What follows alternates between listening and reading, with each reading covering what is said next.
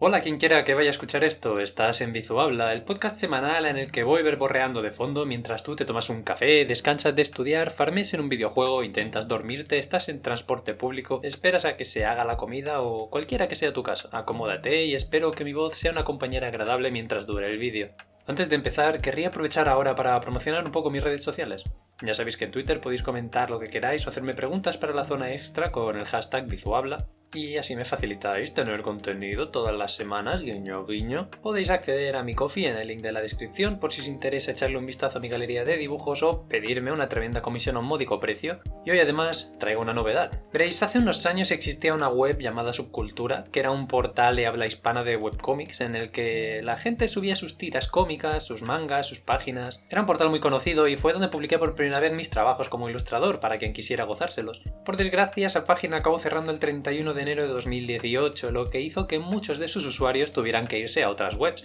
como Tapas, Tumix o Faneo, que cumplen bien su función, pero no deja de ser una lástima que la comunidad que se formó ahí acabara dividiéndose tanto, porque la verdad es que Subcultura era un lugar bastante bonito, muy bien diseñado y con una facilidad para la comunicación entre usuarios que no he vuelto a ver en una web de este tipo. Os estáis preguntando a qué viene todo esto. Pues resulta que después de más de 3 años me he decidido a volver a mi faceta de webcomiquero en un arrebato de inspiración. En Faneo subí hace un par de días la primera tira de Pensamientos de Fregadero, una serie de tiras cómicas en las que intentaré plasmar las chorradas que se me ocurren cuando estoy haciendo una tarea lo suficientemente mecánica como para que aflore mi creatividad durante el proceso, como suele ser en mi caso estar limpiando cacharros en mi puesto de trabajo. No tengo intención de que tenga una periodicidad fija, pero sí que intentaré que no pasen más de 2 semanas entre tira y tira, porque la verdad es que creo que tiene potencial y me hace bastante ilusión volver a publicar algo en un portal como el que me vio nacer como dibujante de cara al gran público, por decirlo de algún modo. Dejaré un link en la descripción por si os interesa echarle un vistazo y a los que lo hagáis espero que os guste lo suficiente como para irlo siguiendo. Pero basta de promoción, vamos con la presentación de los temas. No os quiero engañar, ha sido una semana en la que no he tenido mucho tiempo de pensar en profundidad en básicamente nada, así que es muy probable que el guión de esta semana esté terriblemente desestructurado. Aun con todo, creo que podemos sacar algo bonito de aquí, porque en el ensayo de hoy vamos a hablar de fanservice, concretamente del sexual, que aunque no lo parezca, no es el único tipo de fanservice que nos podemos encontrar en una obra. Me parece bien, me parece mal, me parece bien pero, me parece mal pero, me es indiferente, lo vamos a ver en un ratito. En cuanto a temas de actualidad, como he dicho, no he podido mirar las novedades videojugabilísticas en profundidad, pero de lo que he visto nada me ha parecido lo suficientemente interesante como para dedicarle más de un minuto o dos, cosas del estilo, el director de Take-Two ha hecho una declaración de mierda diciendo que el público está deseando pagar 80 euros por putos videojuegos, pero nada lo suficientemente sustancial como para sostener una sección entera, así que voy a hablar de la que se ha liado en Twitter en los últimos 2-3 días, que es el rediseño de Lola Bunny para el remake de la peli de Space Jam, película que está en todos los corazones de los niños de los 90, entre los que me incluyo. No es la primera vez que un rediseño ha causado tanto revuelo por la red social del pajarito azul, pero parece que esta vez el debate ha durado más de 2 días, así que solo por eso ya vamos a indagar un pelín más en el tema. Y finalmente, después de casi 2 años de visualización tremendamente interrumpida, me he acabado Monogatari Series, la adaptación animada de Shaft de las novelas ligeras escritas por Nishio Isin. Long story short, me ha puto encantado. Pero de momento vamos a dejar este discurso en un formato un pelín más distendido aquí para que esto sirva más como una recomendación sin spoilers, sin entrar demasiado en por qué me ha gustado tantísimo. Dicho lo cual, empezamos. Para empezar, creo que definir qué es el fanservice y diferenciar los distintos tipos que podemos encontrar dentro del mismo va a ser lo mejor. En el sentido más amplio de la palabra, podemos entender como fanservice cualquier decisión que un autor o una empresa toma para complacer a su comunidad. Si por ejemplo el fandom de un manga se pasa la vida emparejando a 2 personajes y el autor decide subir a sus redes sociales un dibujo de esos 2 personajes charlando en una terraza o viendo una película juntos o lo que sea, eso puede ser simplemente que al autor le apeteciera dibujarlos juntos, pero al ser algo tan activo en la comunidad es muy difícil pensar desde fuera que no lo haya hecho por darle material a los fans en lugar de ser un acto inocuo. El otro día hablé de la nostalgia y de cómo hay obras a las que les gusta hacer referencias concretas o huevos de Pascua, easter eggs, para que la gente al verlas las pille. Esto también es fanservice, porque en la mayoría de casos no afecta a la trama en absoluto, son simplemente elementos puestos ahí para que cuando alguien capte la referencia pueda señalarlo con el dedo y pegarse un chute de dopamina, y esto es algo que ocurre en casi todas las plataformas. Hay decenas de animes con referencias más que obvias a JoJo's Bizarre Adventure, hasta el punto en el que en la propia comunidad del manga de Araki es uno de los memes más extendidos y cansinos. En películas ya hablé de cómo algunas están enfocadas en rememorar elementos de títulos antiguos de la misma saga, como cuando en Jurassic World suena el tema de la primera película para que al escucharla la gente que la tiene como peli de infancia diga: ¡Oh! es la música de la primera peli, y sea un huevo de Pascua curioso. O como hay otras que directamente son un festival irreverente de referencias que directamente o sabe que el guión está para decorar y es una excusa para que no sepas a dónde mirar para hacer una checklist de referencias captadas, como Pixel, que es una peli de mierda, pero bueno, es una peli de Adam Sandler, se da por sobreentendido, o que bien se sobreesfuerzan en intentar tomarse en serio a sí mismas, soñando con ser una obra crítica, con unos temas súper serios y adultos, y no quiere aceptar que simplemente es un fanfic intensito de un pavo incapaz de aceptar que los 80 ya se acabaron y que coge al Gigante de Hierro, uno de los iconos más míticos de la construcción de la identidad de una peli de Disney, con el mensaje de que los hechos son los que definen a una persona y cómo con esfuerzo podemos llegar a ser la persona que queremos ser en lugar de la persona que nuestro entorno nos quiere obligar a ser. Un personaje que literalmente rechaza aquello para lo que fue programado, para convertirse en un héroe mundial por sacrificarse al ser el único capaz de lidiar con la bomba nuclear que un imbécil ha mandado contra un pequeño pueblo, con el único fin de matar a un ser que ya ha demostrado que no quiere hacer daño a nadie, únicamente basándose en sus prejuicios y supersticiones, y lo convierte en un puto mecha de combate porque vamos a ignorar el mensaje original y todo lo que representa y simboliza un personaje icónico. Es divertido porque se da de hostias en una guerra. Gigante de Hierro, Gurren Lagann Ghost. Brr. No puedo, de verdad. No puedo. Es una película que no soporto. Nunca me he ido del cine habiendo pagado por una película y esa estuvo a punto de ser la primera. Pero en fin, ¿por dónde iba? Sí, los easter eggs. En videojuegos no es raro que haya este tipo de elementos escondidos en diferentes puntos y de distintas maneras. Por ejemplo, en Enter the Gungeon hay un montón de referencias a otras obras en las descripciones de los diferentes objetos o en los sprites o mecánicas de los mismos, como puede ser el bate de NES de Earthbound, la mano de Mega Man, el Pea-Shooter de Plants vs Zombies, la Hyper Light Blaster, referencia directísima a Hyper Light Drifter, la Knife Gun, que es una pala, una referencia a Shovel Knight, la Witch Pistol de Bayonetta, entre muchísimas otras. Son cosas que están ahí porque al autor le hace gracia y le gustan tanto esas obras que mete pequeños guiños de manera inocente en su propio juego, y la gente pues los pilla y se ríe sin más mientras está jugando. También hay autores que directamente cogen elementos que crea el fandom y lo convierten en parte del universo de su obra. Dayo, en su vídeo sobre el tema del fanservice, habla de cómo en My Little Pony a los fans les hizo gracia un pony que salía de fondo con un ojo mirando a la luna y el otro mirando a Guadalajara. Era un fallo de animación, pero se lo tomaron como un headcanon jocoso y le pusieron nombre, Derpy Who. Se hizo viral en la comunidad y tras ella hubieron varios personajes de fondo a los que el fandom iba nombrando y personalizando, hasta el punto de que los autores empezaron a tomarse ese headcanon en serio y aparecían en la serie. En One Piece, cuando en las portadas no hay mini historias que continúan las tramas de personajes secundarios que ya no aparecen en la historia principal, lo más común es que Oda coja una petición de los fans y dibuje lo que estos pidan, como puede ser Akainu y Kizaru relajándose mientras hacen botánica, Zoro y Sanji durmiendo tras haberse peleado, los dos soñando con que han ganado la pelea, Crocodile protegiendo a un Puck de la lluvia, este tipo de cosas. O en Boku no Hero, Horikoshi hizo un concurso de diseño de personajes entre los fans para incluir a dos de ellos como secundarios al servicio de Naita y un héroe profesional, saliendo ganadores Bubble Girl y Centipeder. Todo esto está muy bien, porque son todo casos en los que hay un feedback entre el autor y su comunidad, y el primero usa el amor de los segundos por su obra para alimentar más el mundo de la misma, y los segundos se ven recompensados al ver que el autor los tiene en consideración. Pero por desgracia el tipo más extendido de fanservice y lo primero que se viene a la cabeza de todo el mundo cuando oye la palabra es cuando en una obra hay gente enseñando cacho, el amado por unos y odiado por otros, el fanservice sexual. Antes que nada decir que Marina Golondrina y Mange tienen una colaboración en la que hicieron 2 vídeos hablando de la sexualización de los personajes y cómo esta no es intrínsecamente mala. Os recomiendo echarle un vistazo porque trata muchos puntos de forma muy interesante, dejaré el link por la descripción. No es raro que en el manga y el anime haya fanservice de este tipo, al fin y al cabo el sexo vende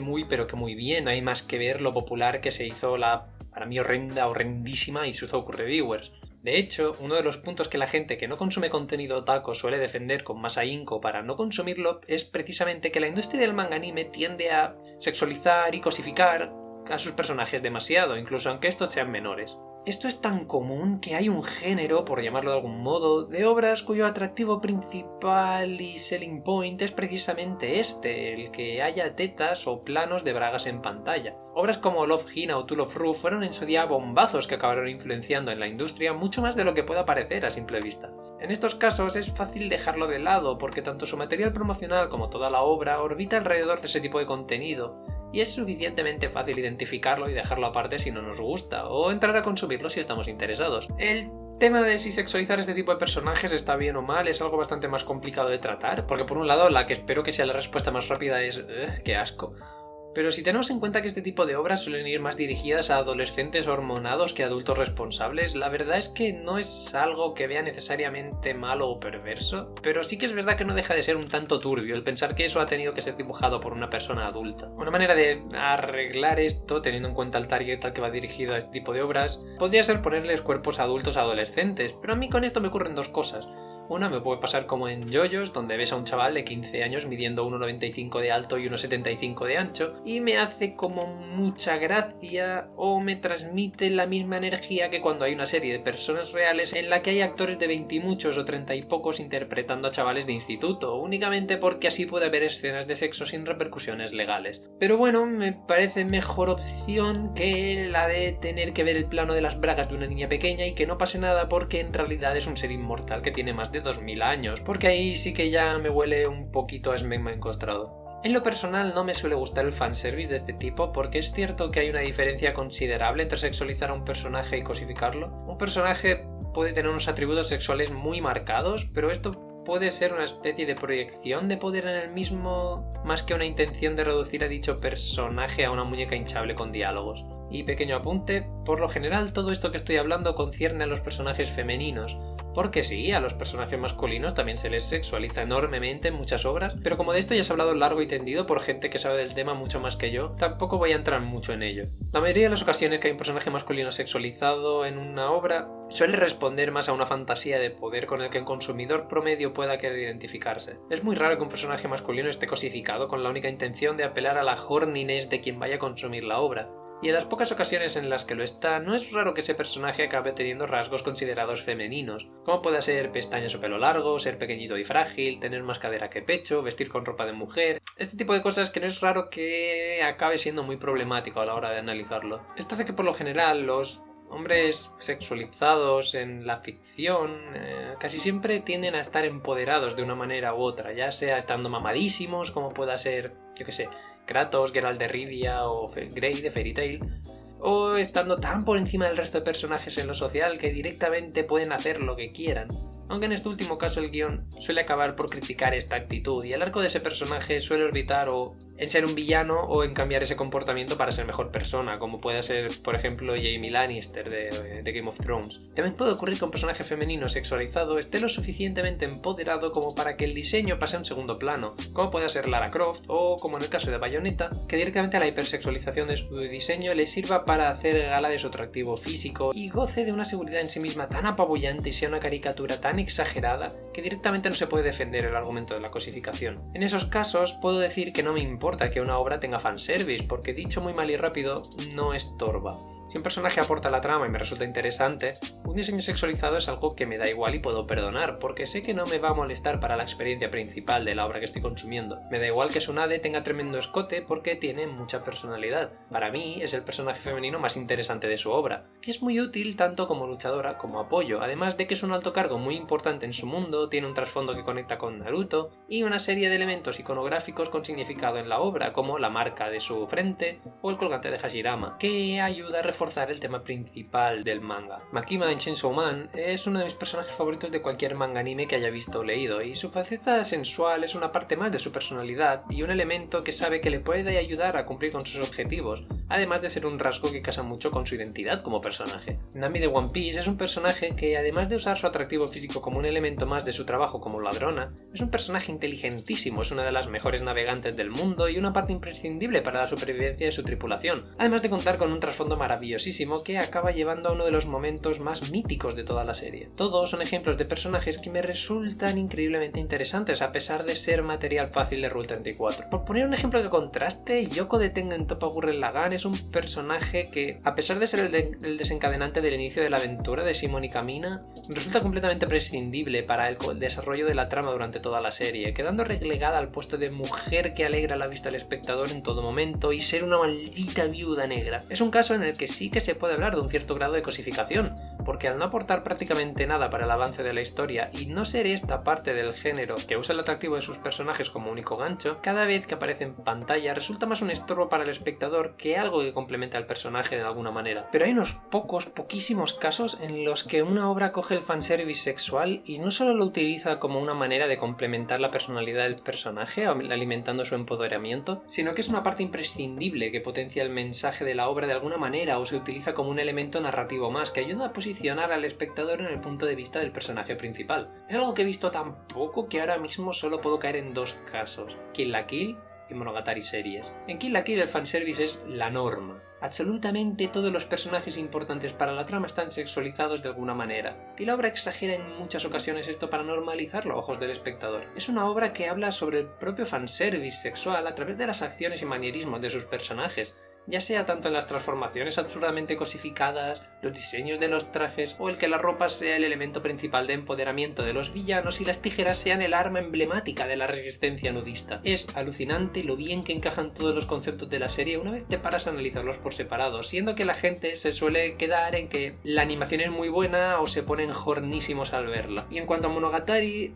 el fanservice es parte intrínseca de la experiencia de ver la historia a través de Araragi, que es, al fin y al cabo, un adolescente tremendamente hormonado. Cada vez que aparece un cuerpo sexualizado en pantalla tiene una justificación, ya sea porque Araragi esté cachondísimo por ver a Hanekawa, porque a su hermana le guste tocar los huevos y le encante molestarle, porque Sengoku intente seducirle desesperadamente sin obtener ningún tipo de reacción por su parte, o porque Kishot Acerola un Heart Underblade debido a un empoderamiento extremo. Pero si nos fijamos, hay personajes que nunca aparecen en pantalla sexualizados porque a Araragi no le interesan, sobre todo Kagenui, Izuko u Ogi, y Senyo Gahara tampoco sufre de una sexualización excesiva, pero creo que esto responde más a un interés más romántico que físico debido a lo bien que se desarrolla la relación entre los dos. Pero lo dicho, el fanservice erótico prefiero que se aleje de las obras que consumo, que es muy complicado convertirlo en una parte más de la experiencia y la narrativa sin que estorbe. Y total, si los fans dibujantes ya se van a encargar de profanar a todos y cada uno de los personajes, ¿para qué facilitarles el trabajo como autor? Que se lo tengan que trabajar un poquito y así nos podemos centrar en escribir las mejores historias que podamos. Por último, me gustaría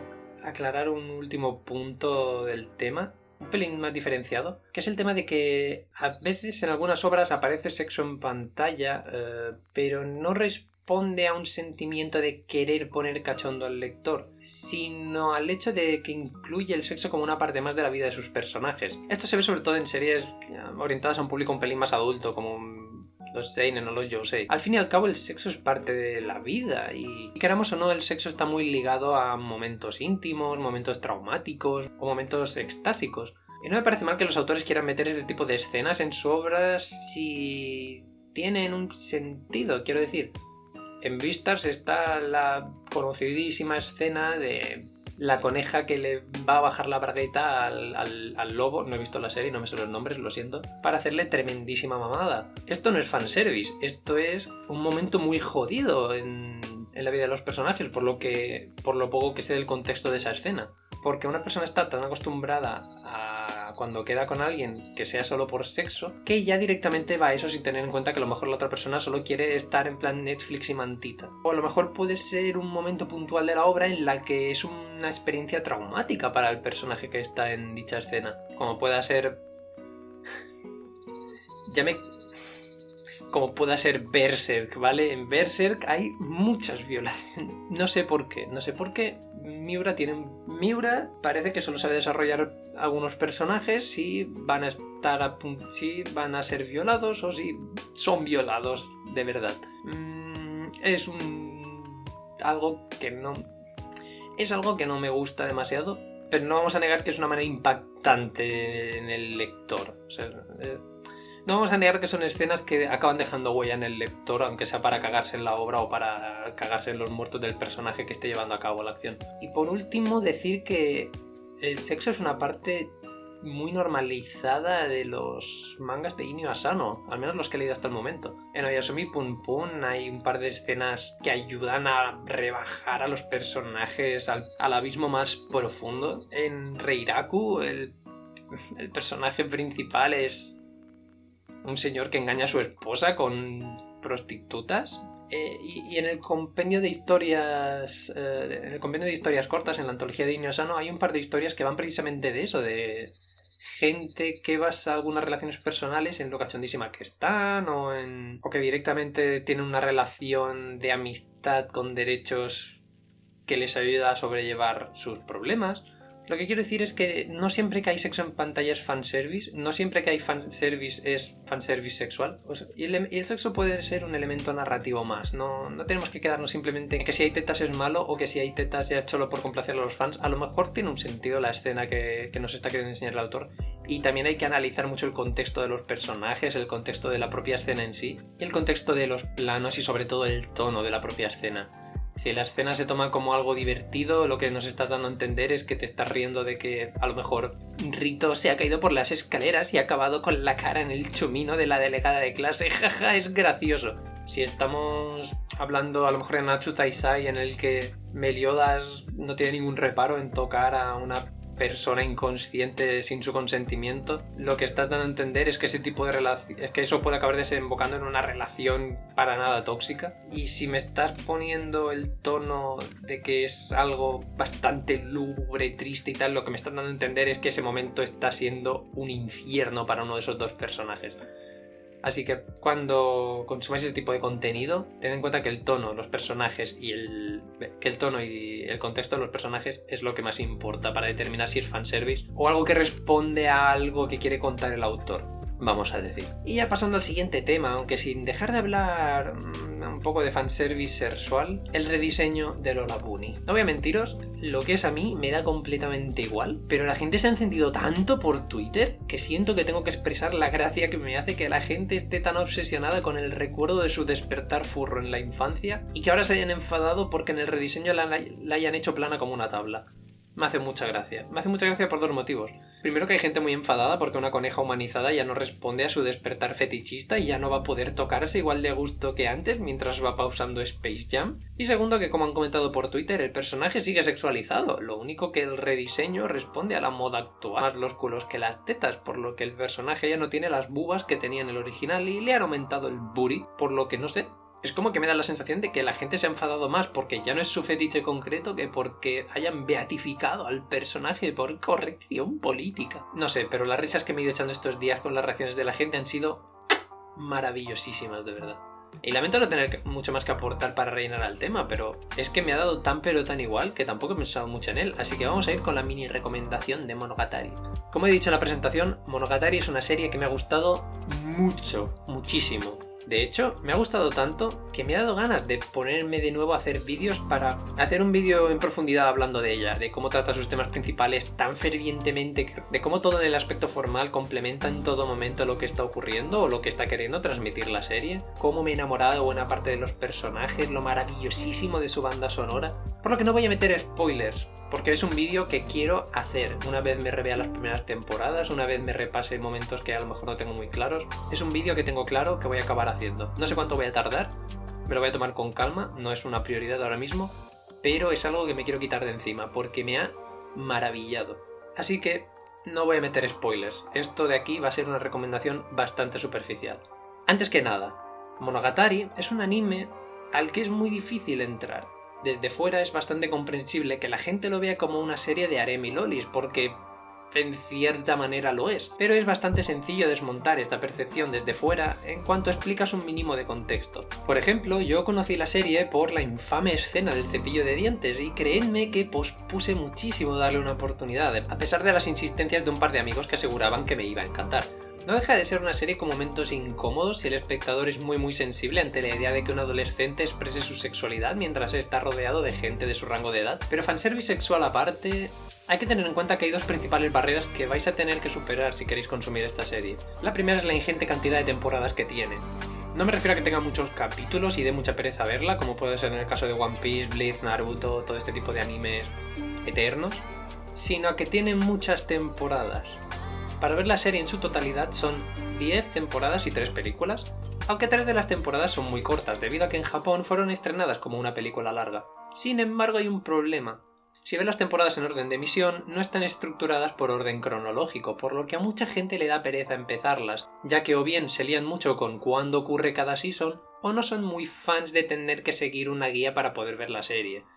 Sin embargo, para mí esta es una barrera bastante fácil de superar, porque recomiendo verla por orden de emisión. Primero miraos Bakemonogatari, que dura lo que una temporada de anime estándar, unas 8 horas, y ya si te gusta buscas cómo se fueron emitiendo y vas viendo. Una vez te metes en la serie es muy fácil deducir cuándo ocurre qué cosa y hacer un seguimiento adecuado, así que es un problema bastante menor, pero que entiendo que pueda tirar a mucha gente para atrás. Ahora bien, la segunda barrera, y sin duda la más difícil de superar por mucho, es el apartado formal. A mí me enganchó desde el minuto 1, pero es una serie en la que hay mucho texto. Muchísimo. Hay tanto texto que en la primera temporada Shaft tenía un presupuesto bastante limitado y tuvo que meter trozos de texto considerables en los fotogramas que usan como transición entre planos y escenas. Y sobre todo en Bakemonogatari y Nisemonogatari, las 2 primeras temporadas, se puede hacer bastante cansino el tener que ver la serie con el botón en el dedo de pausa, para tener que ir pausando constantemente y poder leer bien todo lo que se nos está contando. Porque aunque estos textos no suelen ser una parte importante de la trama, sí que casi siempre son fragmentos que explican lo que se pasa por la cabeza de Araragi, y sirven para entender mejor el contexto de la escena. Esto sumado al, para mí, curiosísimo contraste entre escenarios y personajes, y al hecho de que al director le encanta jugar con diferentes estilos de animación para algunos gags o momentos concretos, hace que si una persona está muy acostumbrada a animes mucho más lineales en el aspecto formal, por decirlo de alguna manera, sienta bastante rechazo cuando intenta seguir las conversaciones y los diálogos. Y como he dicho, hay muchas conversaciones y diálogos. Fácilmente el 95% de la serie son conversaciones y diálogos. Sin embargo, si conseguís superar esas 2 barreras y el fanservice os resulta indiferente, si la historia que nos cuentan es interesante, aquí podéis encontrar una de las obras que más fielmente muestra en todo momento su posicionamiento para con los temas que trata. Una serie con un apartado gráfico que, aunque puede resultar chocante al principio, es increíblemente carismático y está muy bien producido. Una serie con una música maravillosísima que se adapta perfectamente a cada situación y se te acaba quedando en la cabeza durante semanas. Una serie con unos personajes increíblemente magnéticos y unas dinámicas de relaciones tremendamente únicas. Y una serie que, bajo mi punto de vista, merece cada una de las horas de visionado. Muchas gracias por aguantar hasta aquí. Hasta luego.